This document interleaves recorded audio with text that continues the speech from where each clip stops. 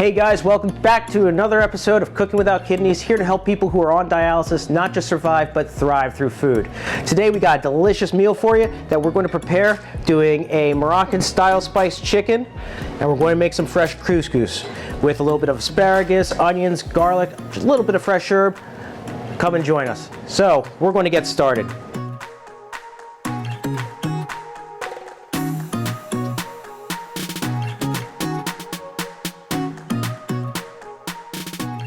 So first things first, we want to get our spice mix together. Now, what makes Moroccan spice mix? A Moroccan spice mix, you have turmeric, you have cumin, but you also have some sweet spices like cinnamon, allspice, clove, as well as ginger, and a little fresh garlic goes into it too. So we're just going to put it all into a bowl. We want to whisk that together, a little fresh garlic too.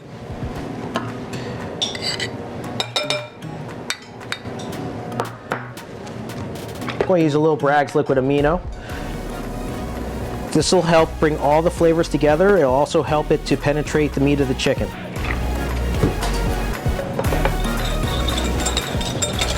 I'm going to whisk this into a nice paste. Now, all those spices that you saw that I had, we actually toasted and then ground together, okay? We'll ground them separately, but you know what I mean. Just a little bit more. There we go. And as you can see, it's got this nice little paste going on, right?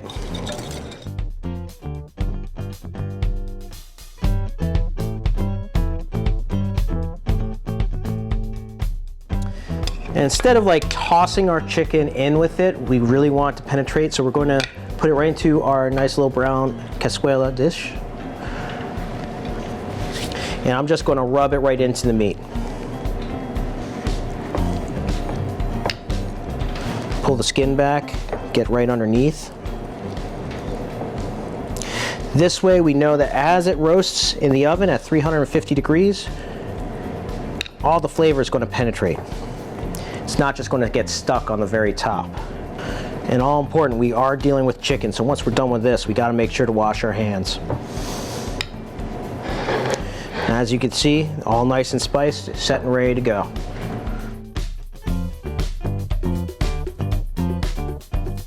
Okay, now that we have our chicken all nice and rubbed, we're going to put it into our 350 degree oven for about a half hour, 45 minutes, until it's 165 degree center temp.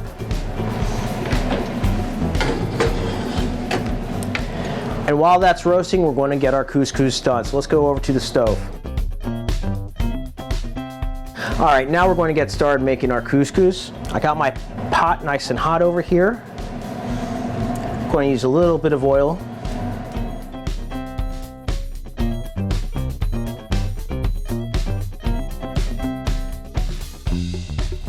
And then we're going to add half an onion.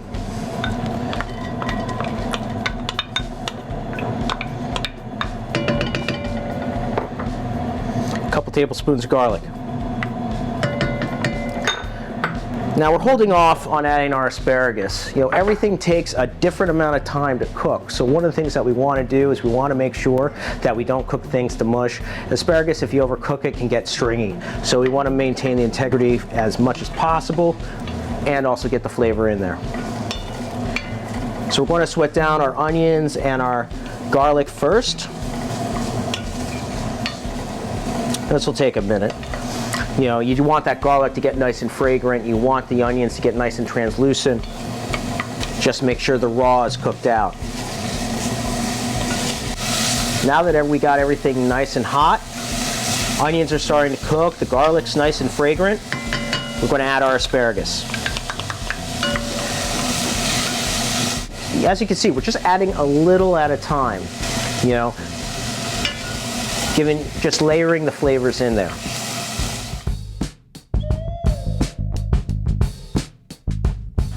Now we're going to add our couscous. I got about a half a cup of couscous here. There's about 3/4 of a cup of stock. It's a 1 to 1 1/3, 1 1/2 ratio. Going to add our couscous to this. Just like everything else, we just kind of want to get it all to toast in. Okay, now that it's absorbed all the water that started to come out of everything, it started to get that flavor, started to warm up. Now we're going to add our chicken stock.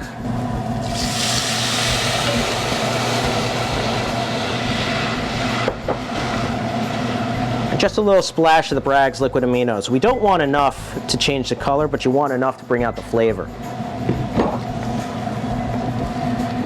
And of course, I like to add a little fresh herbs. This is a combination of mint and thyme and parsley. You could use basil if you wanted to. Stir that in. We're going to cover it, turn it down, and let it go for the next 15 minutes.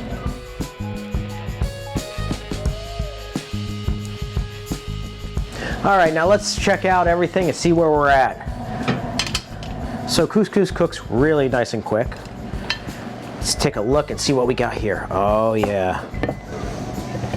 You can just smell the fresh herbs coming off of that. You can see how light and fluffy our couscous is, you know, how all the flavors come together. And you can just smell it, the mint, the thyme, all of that comes straight through. And our chicken should be just about done.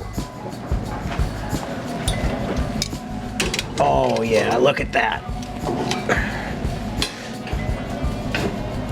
So all the water's cooked out, so you know, got a little crisp on the bottom, but look at that. I mean, all the flavor that's in that, that's gonna be delicious.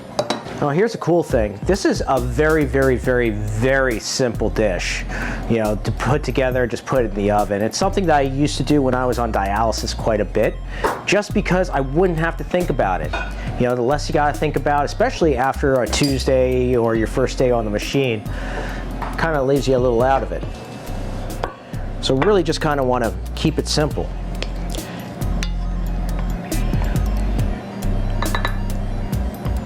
Our asparagus couscous right through the middle. Moroccan spiced roast chicken. Nice, simple, easy, and delicious. Enjoy, guys.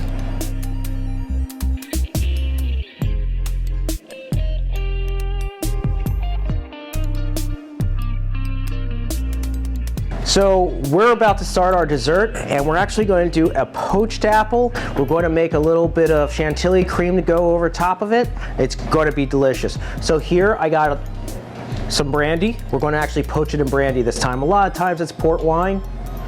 This works out just as well.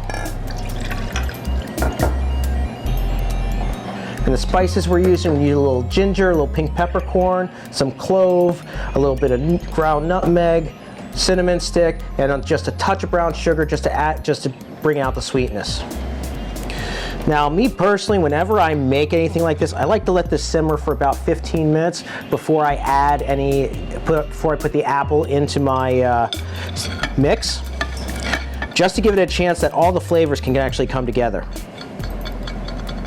All right, we're just going to take this over to the stove, bring it up to a simmer.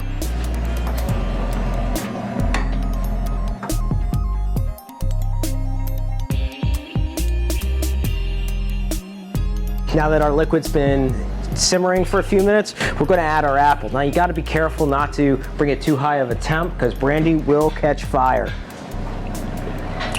We're going to take our apple, float it in there, and now we're going to give this in about 15-20 minutes just so it can all simmer together, get all that flavor into it. Okay, you can go a little bit longer too, depending on how well you want it cooked. While that's going, we're going to make our chantilly whip. So here I got a little bit of heavy cream that I already started to whip together. A little bit of confectioner's sugar. We're going to set that aside. We're going to wait about 15 minutes and then we're going to see how our apple looks. All right guys, now let's check out this apple. It's been going for about 20 minutes, half an hour. See what it looks like. Oh yeah, so it's nice and tender on top, which means the bottom should be nice and soft. You could leave it whole like this, but me personally, I like to get a nice little slice. You don't want to get these cloves on there. You don't want to try to eat those. Had a little too much spice, a little too much bitter. And you could do this with ice cream. You could do this just on its own or on a salad. Personally, I like it just by itself for dessert.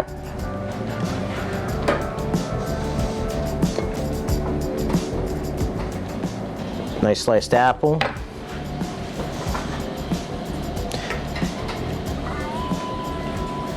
Brown sugar makes it nice and sweet. A little bit of the liquid over top, just to make sure we got all that flavor. And a little bit of our creme right over top. Pinch of fresh mint. Enjoy. Hey guys, thank you for joining us today for another delicious day at Cooking Without Kidneys. I hope you enjoyed as much as I did the brandied apples, the couscous, and the chicken. Join us next time where we get to play with some old-fashioned American cuisine. Have a great day, everybody.